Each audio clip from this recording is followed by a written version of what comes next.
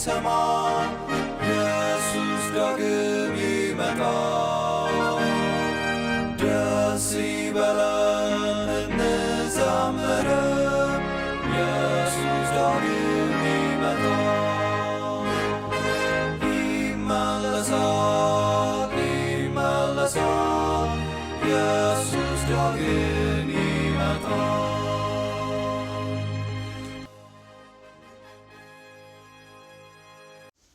በጌታ የተጠራችሁና የተመረጣችሁ ወንድሞችና እህቶች የእግዚአብሔር መንፈስ ከሁላችንም ጋር ይሁን። መብራቱ ማዴቦ ነኝ ከአውስትራሊያ። ዛሬ ሁለተኛውን ትምህርት ይዘን ነው የመጣነው። አርስታችን ወደ ረፍቴ አይገቡም የሚል ነው መርህ ሐሳባችን። ይህንን በትላንትናው መልእክት አይተነዋል። ክርስቶስ ወደኔ ኑ ሸክማችሁ የከበደባችሁ ብሎ እኔ አሳርፋችኋለሁ ቀንበሬንም ተሸከሙ የሚል መልእክት ነበር ያየነው።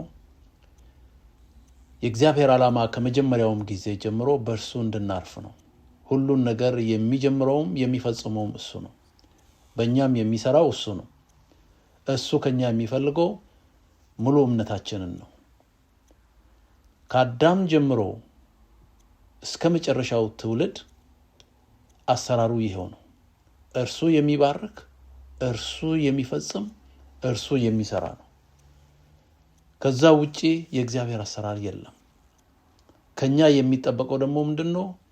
ወደ ረፍቱ መግባት፣ በእርሱ ማመን እና ቀንበሬን ተቀበሉ ተሸከሙ ሲል በትላንትናው እንዳየነው እምነት፣ ሙሉ እምነት በእርሱ ላይ የሱ ደቀ መዝሙር መሆን ያ ነው ሸክሙ፣ ያ ነው ቀንበሩ። ክርስቶስ በአባቱ እንዳረፈው እኔና እናንተ ደግሞ በሱ እንድናርፍ ነው። ያንን ነው ተቀበሉ ከኔ የሚለው። ቀንበሬ ቀላል ነው የሚለው ይህንን ነው። በእርሱ ማመን፣ በእርሱ በምናልፍበት ጊዜ እርሱ ደግሞ ስራውን ይሰራል። በዕብራውያን 3:12 እስከ 19 ያለውን ባለፈው አንብበናል። ዛሬ ደግሞ ደግሜ አነበዋለሁ። ከሱ ጋር የተያያዘ ነው ዛሬ መልእክታችን የሚሆነው። የዛሬው መልእክታችን እንዴት ነው በእግዚአብሔር ያላረፉት? የእስራኤሎችን ታሪክ ነው የምንወስደው። የእስራኤል ሰዎች ከግብጽ ወጥተው ወደ ከነዓን በሚሄዱበት ጊዜ ወደ ረፍቴ አልገቡም ነው የሚለው። ስለዚህ እንዴት ነው ወደ ረፍቱ ሊገቡ ያልቻሉት? ለኛስ ምን ትምህርት ይሆነናል የሚለውን እንድናይ ነው። ራሳችንን ዝቅ አድርገን እንጸልይ። እግዚአብሔር አምላካችን፣ ፈጣሪያችን፣ አዳኛችን፣ ዘውትር የምትመራንና በፍቅር የምትጎበኘን አምላካችን እናመሰግናለን። በዚህ ሰዓት ካለፉት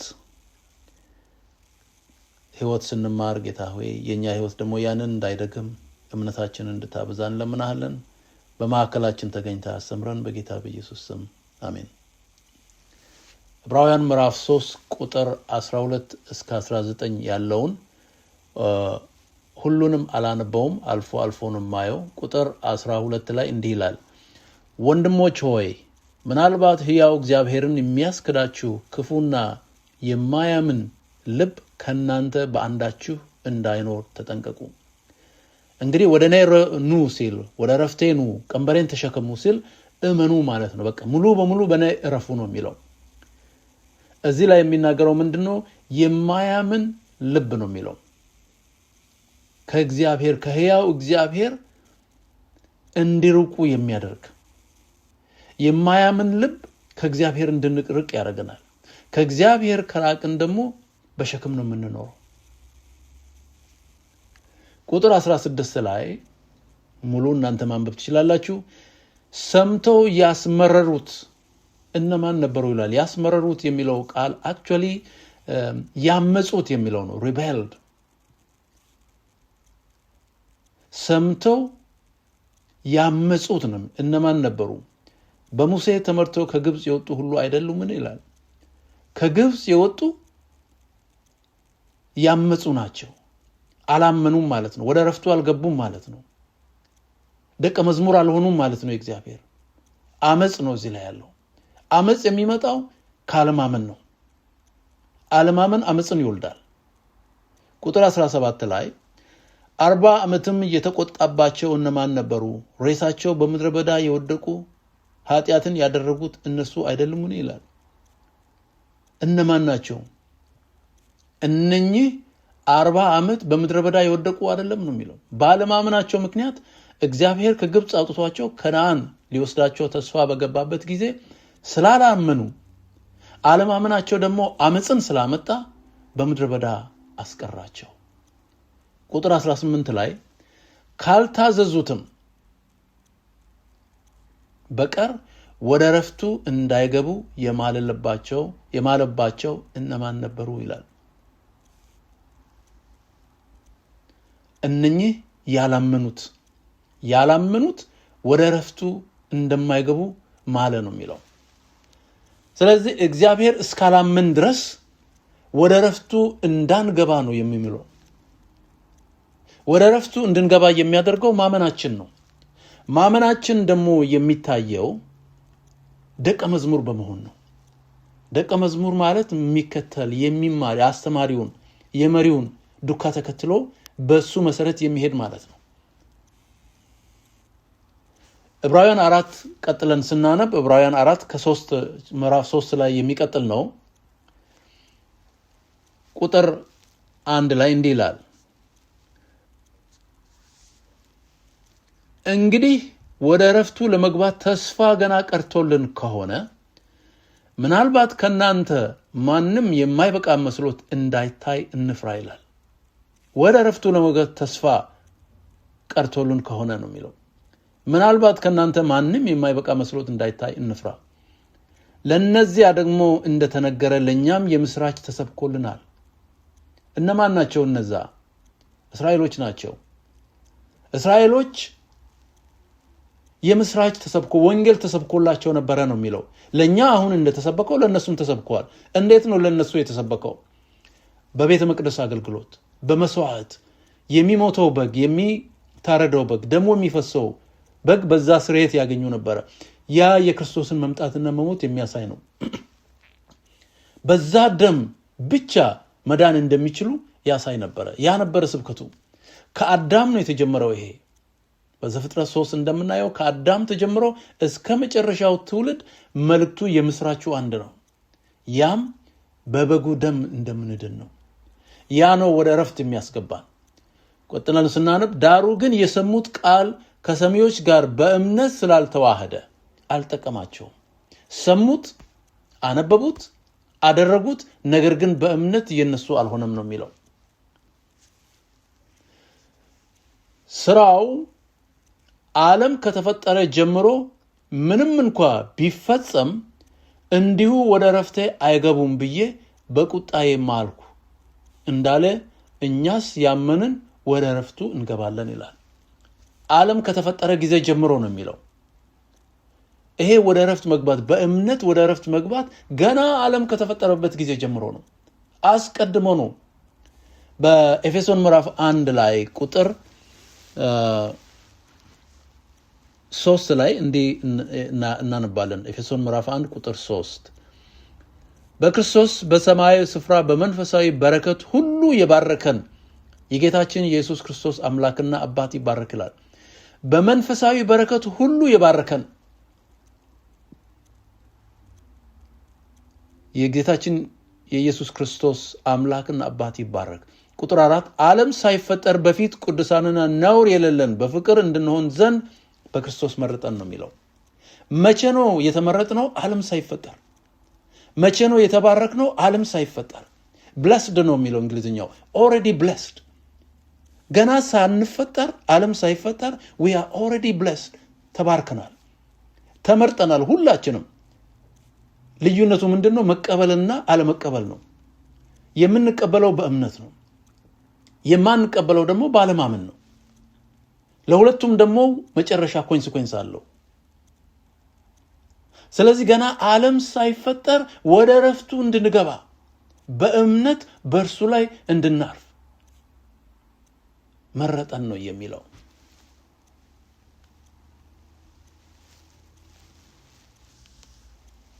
እና ይህ ትልቅ ነገር ነው። ቁጥር ዕብራውያን ምዕራፍ 1 ቁጥር 3 ወደ ታች በምናንበት ጊዜ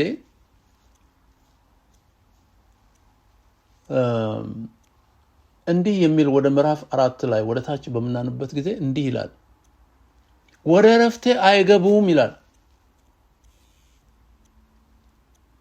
ስራው ገና ከፍጻሜው አልቆ እንኳን ቢሆን ይላል።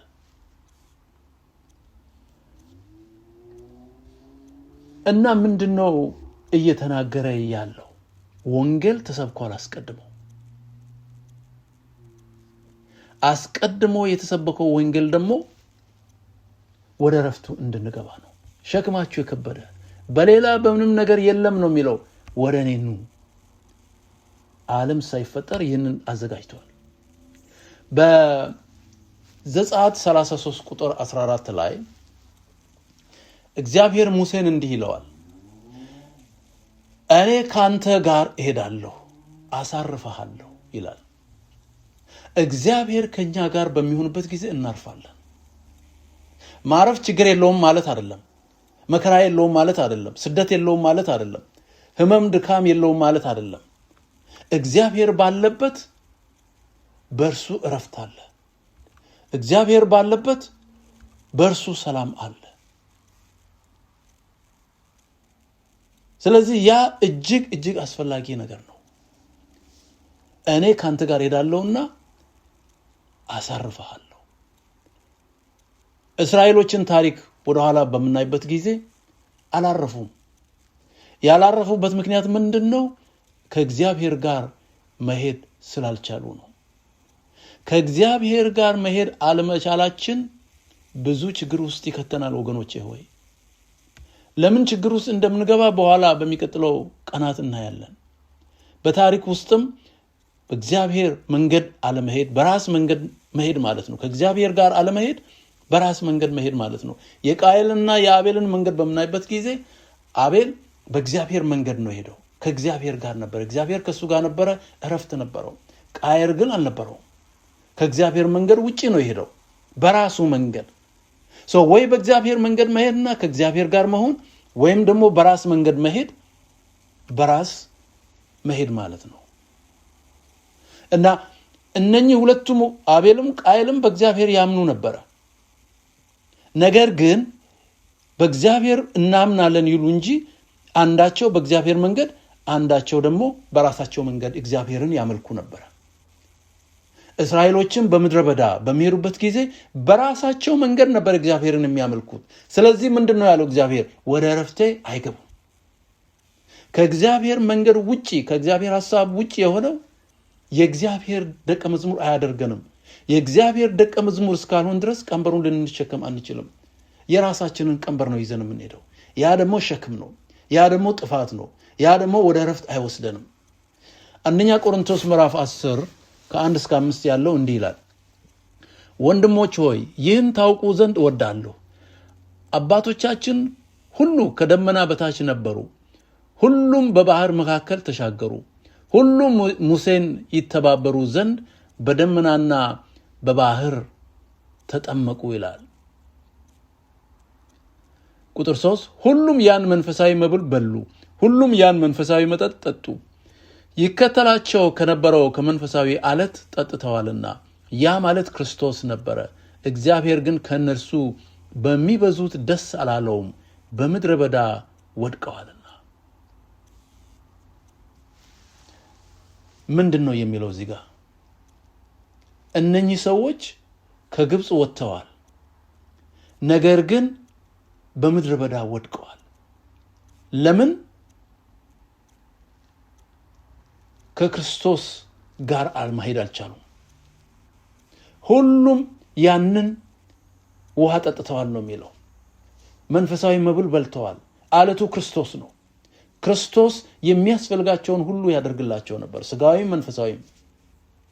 እነሱ ግን አላመኑም በሱ። እምነታቸው በራሳቸው መንገድ ነው፣ በሚፈልጉት መንገድ ነበር። ስለዚህ ወድቀዋል፣ በምድረ በዳ ወድቀዋል። which means አላረፉም እያለ ነው። ወደ ዕረፍቴ አልገቡም እያለ ነው። እዚህ ላይ ቁጥር 2 ላይ ሁሉም ያን ሙሴን ይተባበሩ ዘንድ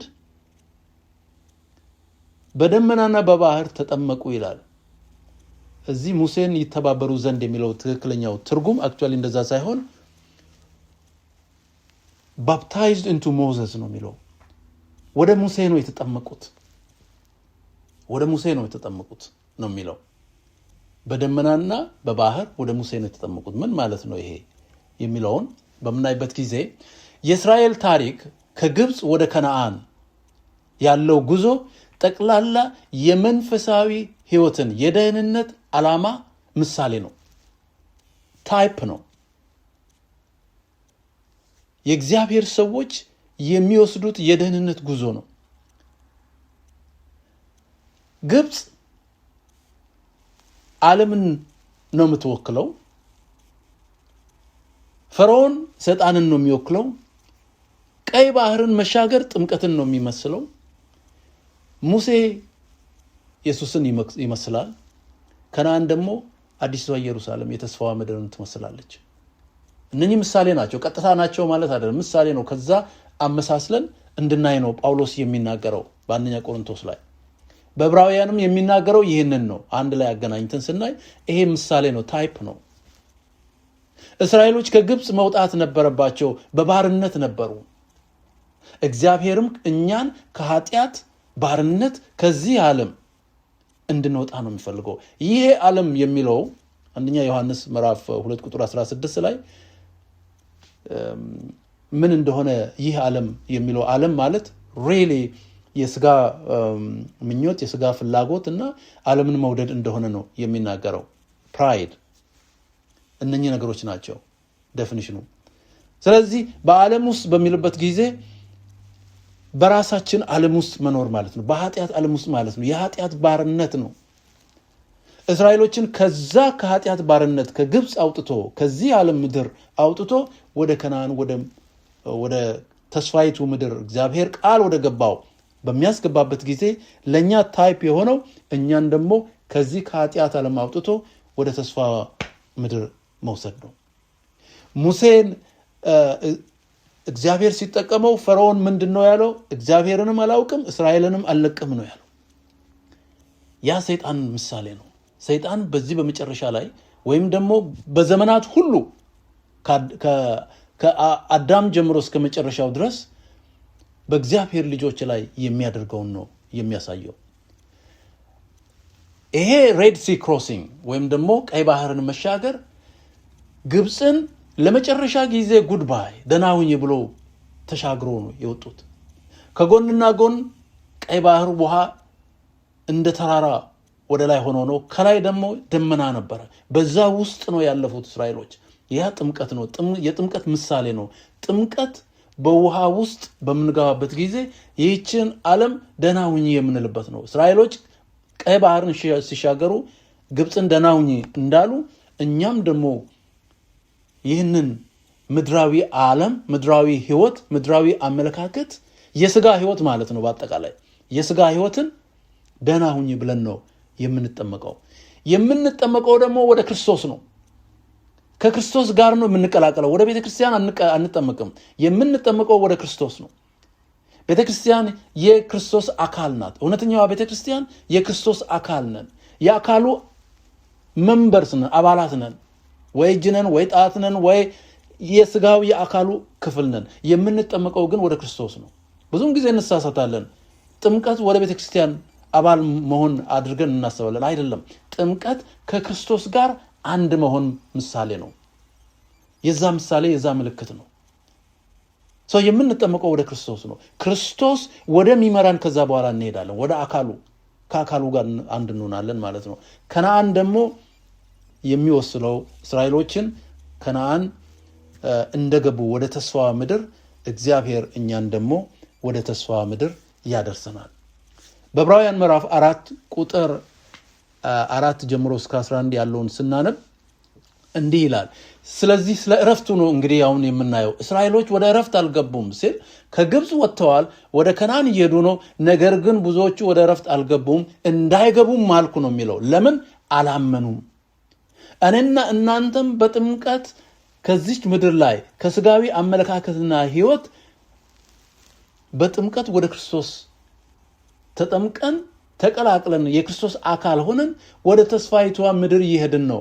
ነገር ግን እንዳያርፉ ምያለው ይላል። አይገቡም ነው፣ ወደ ተስፋዋ ምድር አይገቡም ነው። ለምን? አላመኑም። ፊዚካሊ በአካል ተቀላቀሉ እንጂ አእምሯቸው፣ ልባቸው ከኔ ጋር አይደለም ነው። አላረፉም፣ በራሳቸው መንገድ እየሄዱ ነው የሚለው። ስለዚህ ስለ እረፍት ነገር በዚህ እረፍት ምንድነው ሪሊ የሚለውን ነገር ዕብራውያን 4 ላይ ያብራራዋል። ቁጥር 4 እስከ 11 ላይ ያለው እንዲህ ይላል። ስለ ሰባተኛው ቀን በአንድ ስፍራ እግዚአብሔርም በሰባተኛው ቀን ከስፍራ ሁሉ አረፈ ብሏልና በዚህ ስፍራም ደግሞ ወደ እረፍቴ አይገቡም ይላል። እንግዲህ ስለ ሰባተኛው ቀን ነው። እረፍት የሚለው ቃል ከሰባተኛው ቀን ጋር ነው የሚያገናኘው። እግዚአብሔር በሰባተኛው ቀን አረፈ ነው የሚለው፣ እነሱ ግን አይገቡም ነው የሚለው። በዚህም ስፍራ ደግሞ ቁጥር 5 ወደ እረፍቴ አይገቡም። እግዚአብሔር አረፈ፣ በሰባተኛው ቀን አረፈ። ከምንድን ነው የሚያርፈው? በዘፍጥረት ምዕራፍ 1-2 እናያለን። ፍጥረትን እናያለን። ፍጥረትን ከጨረሰ በኋላ በ6 ቀን ውስጥ በሰባተኛው ቀን አረፈ ነው የሚለው። ቁጥር 6 ላይ ዕብራውያን ምዕራፍ 4 ቁጥር 6 ላይ ከእንግዲህ አንዳንዶቹ በዚያ እንዲገቡ ስለቀሩ ቀድሞም የምስራች የተሰበከላቸው ባለመታዘዝ ጠንቅ ስላልገቡ፣ አለመታዘዝ ነው እንግዲህ። እግዚአብሔር ወደ እረፍት ገብቷል፣ እነርሱ ግን አላረፉም። ለምን? አልታዘዙም። ቁጥር 7 ዛሬ ድምፁን ብትሰሙት ልባችሁን እልከኛ አታድርጉ። በፊት እንደተባለ ይህን ከሚያህል ዘመን በኋላ በዳዊት ሲናገር ዛሬ ብሎ አንድ ቀን እንደገና ይቀጥራል። ኢያሱ አሳርፏቸው ኖሮ ቢሆንስ ከዚያ በኋላ ስለሌላ ቀን ባልተናገረ ነበር ይላል። እንግዲያስ የሰንበት እረፍት ለእግዚአብሔር ሕዝብ ቀርቶላቸዋል። እዚህ ላይ ምንድነው ቀርቶላቸው የሚለው? ሪሜይን ይላል እና ስለ ፍጥረት ነው የሚናገረው። ሰባተኛውን ቀን ከፍጥረት ጋር ያገናኘዋል። ያንን ደግሞ እረፍት፣ ስለ እረፍት ይናገራል። እረፍት የሚለው ግን አላረፉም ይልና እግዚአብሔር በሰባተኛው ቀን አርፏል ይላል። ከዛ በኋላ ኢያሱ ወደ ከነዓን ይዟቸው ሲገባ አላረፉም ይላል። ከነዓን የተስፋዋ ምድር ናት። እንግዲህ ይህንን እረፍት ከከነዓንም ጋር ያገናኛል፣ ከተስፋ ምድርም ጋር ያገናኛል፣ ከፍጥረት ጋር ያገናኛል፣ እግዚአብሔር ፈጣሪ መሆኑን። እንደገና ደግሞ አዲስቷ ኢየሩሳሌም ወደምንገባበት ከዛም ጋር ያገናኘዋል ጳውሎስ። ቁጥር 9 ላይ እንግዲያስ የሰንበት እረፍት ለእግዚአብሔር ሕዝብ ቀርቶላቸው ሪሜይን ነው የሚለው። እንግዲህ ወደ ሰንበት እረፍት እንዲገቡ እግዚአብሔር ይህንን ለነሱ እንዲገቡ አድርገዋል ነው የሚለው። ሪሜይን ነው የሚለው። አንዳንድ ጊዜ በአማርኛ ቀርቷል የሚለውን ከዚህ በኋላ ምንም ነገር የለም አብቅቷል የሚለውን፣ አብቅቷል አይደለም፣ ትክክለኛ ቃሉ ሪሜይን ነው የሚለው። አንድ ነገር ሪሜይን ከሆነ አለ ማለት ነው፣ ቀጥሏል ማለት ነው፣ ይቀጥላል ነው ትክክለኛ አክቹዋሊ ትርጉሙ። እንግዲያስ የሰንበት እረፍት ለእግዚአብሔር ሕዝብ ቀጥሏል ነው። ቀጥሏል፣ ተሰርዟል ሳይሆን ቀጥሏል። ቁጥር 10 ወደ እረፍቱ የገባ። እንግዲህ ስለ ሰባተኛው ቀን ነው የሚናገረው፣ ስለ ሰንበት ነው የሚናገረው። ወደ እረፍቱ የገባ እግዚአብሔር ከስራው እንዳረፈ፣ እንግዲህ በ6 ቀን ነው የሰራው፣ በሰባተኛው ቀን እንዳረፈ እርሱ ደግሞ ከስራው አርፏልና። እንግዲህ እንደዚያ ቁጥር 11 እንደ አለመታዘዝ ምሳሌ ማንም እንዳይወድቅ ወደዚያ እረፍት ለመግባት እንትጋ ነው የሚለው። አሁን ምንድነው ጳውሎስ ጠቅላላውን መጽሐፉን በምናይበት ጊዜ እረፍትን የሚያገናኘው ከፍጥረት ጋር ነው። እረፍትን የሚያገናኘው ከዳግም ምጽአት ከአዲስቷ ኢየሩሳሌም ጋር ነው። እረፍትን የሚያገናኘው ከደህንነት ጋር ነው። ቀደም በምዕራፍ 3 ላይ እንዳየነው፣ ዕብራውያን 4:3 ላይ እንዳየነው በእግዚአብሔር ማረፍ ደህንነት አስቀድሞ የመረጠን፣ ዓለም ሳይፈጠር ከፍጥረት ጀምሮ በእሱ እንድናርፍ የመረጠን፣ በእሱ እረፍት ውስጥ እንድንገባ የመረጠን አምላክ ነው። ፍጥረት ከረስት ወይም ደግሞ እረፍት የሚለው ከፍጥረት ጋር፣ እረፍት የሚለው ከደህንነታችን ጋር፣ እረፍት የሚለው ከአዲስቷ ኢየሩሳሌም ከተስፋይቱ ምድር ጋር የተገናኘ ነው። እነኚህን ሶስቱ ነገሮች ነው በሚቀጥሉት ቀናን የምናየው። እንዴት አድርጎ ይህ እረፍት ከነኚህ ጋር እንዴት እንደተገናኘ እናያለን። ነገር ግን ዋናው ዛሬ ማየት የፈለኩት ምንድነው? በታሪክ እንዳየነው እግዚአብሔር አስቀድሞ ለሰዎቹ እንደሰጠው ያንን ባለመቀበል በማመጽ በራሳቸው መንገድ በእግዚአብሔር መንገድ ሳይሆን በራሳቸው መንገድ ከመሄዳቸው የተነሳ ወደ እረፍት እንዳይገቡ ብዬ ማልኩ ነው የሚለው። በምድረ በዳም አስቀረዋቸው ነው የሚለው። እጅግ የሚያሳዝን ሁኔታ ነው። ከግብፅ ወጥተው የእግዚአብሔርን ስም ጠርተው በጥምቀት ቀይ ባህርን ተሻግረው ከነዓን መድረስ ሲገባቸው ባለማመናቸው፣ አመፀኝነታቸው፣ በራሳቸው መንገድ መሄድ በመፈለጋቸው ምክንያት እግዚአብሔር እዛ አስቀራቸው። እኔና እናንተም ጉዟችንን ጀምረን ከዚህ ከዓለም ወጥተን የእግዚአብሔር ቤት ወደ አዲስቷ ኢየሩሳሌም ወደ ሆነችው ወደዛ እየሄድን ጉዟችንን ጀምረን በራሳችን መንገድ በመሄድ ከእግዚአብሔር መንገድ ውጪ በመሄድ በምድረ በዳ እንዳንቀር ልንተጋ ይገባል። የእስራኤል ታሪክ ምሳሌ ነው ለእኔና ለእናንተ፣ ታይፕ ነው። እኔና እናንተ ዛሬ የምንኖረው ስለሆነ ከዚህ የምንወስደው ትምህርት እግዚአብሔር ለእኔና ለእናንተ ወደፊት እንድንጓዝ የሚያደርገን ነው። ስለዚህ ዛሬ ባጭሩ ለማለት የምፈልገው ምንድነው? የእስራኤልን ታሪክ አንድገም፣ በአመፃ አንሞላ፣ በራሳችን መንገድ የእግዚአብሔርን ጉዞ ለመቀጠል አንሞክር። እግዚአብሔር ባለበት በዛ እረፍት አለ። ስለዚህ በእግዚአብሔር መንገድ እንድንሄድ፣ በእምነት መመላለስ እንድንችል፣ በጸጋው ተሸፍነን መሄድ እንድንችል እግዚአብሔር እርዳን። እንጸልይ። እግዚአብሔር አምላካችን እናመሰግናለን ለዚህ ጊዜ ስላደረስከን። ጌታ አምላክ ሆይ አለማመናችንን አስወግድ። አንተ ከኛ የምትፈልገው፣ አንተ በእኛ የወሰንከው ነገር ሁሉ እንዲፈጸም ጌታ ሆይ አንተ ጸጋህን አብዛለን። በአመፅ እንዳንመላለስ አንተ በፈቀድከው መንገድ ብቻ መሄድ እንድንችል፣ በራሳችን መንገድ እየሄድን አንተን እየተከተልን አንተን እያመለክን እያገለገልንህ መስሎ እንዳይታየን ጌታ ሆይ ከዚህ ሰይጣን ከጋረደው የጨለማ ደመና ጌታ ሆይ ይህንን ህይወታችንን እንድታድን እንለምናለን። እውነትን እንድናይ፣ በእውነት መጓዝ፣ በእምነት መጓዝ እንድንችል እርዳን። በነገር ሁሉ ስለነበርከን እናመሰግናለን። በጌታ በኢየሱስ ስም አሜን።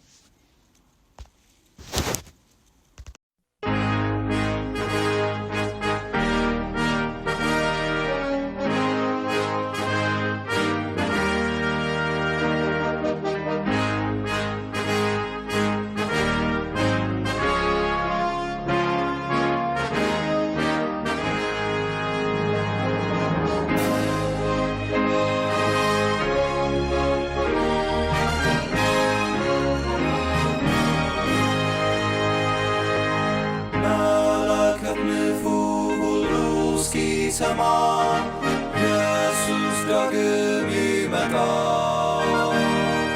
ደስ ይበለን እንዘምር፣ ኢየሱስ ዳግም ይመጣል። ይመለሳል ይመለሳል፣ ኢየሱስ ዳግም ይመጣል። ተራሮቹ ኢየሱስ ዳግም ይመጣል። ኢየሱስ ይመጣል በክብር ዙፋን። ኢየሱስ ዳግም ይመጣል። ይመለሳል ይመለሳል፣ ኢየሱስ ዳግም ይመጣል። ፍጥረቱ ሁሉ ይናገረናል፣ ኢየሱስ ዳግም ይመጣል። እስከ ባህር ዳር ሁሉ ያየዋል፣ ኢየሱስ ዳግም ይመጣል። ይመለሳል ይመለሳል፣ ኢየሱስ ዳግም ይመጣል። የምድር መናወጥ ለሰዎች ይላል፣ ኢየሱስ ዳግም ይመጣል። አውሎ ነፋስም ያስታውቀናል፣ ኢየሱስ ዳግም ይመጣል። ይመለሳል፣ ይመለሳል፣ ኢየሱስ ዳግም ይመጣል። ሕዝብም ይቆጣል፣ በዚህ ይታወቃል፣ ኢየሱስ ዳግም ይመጣል።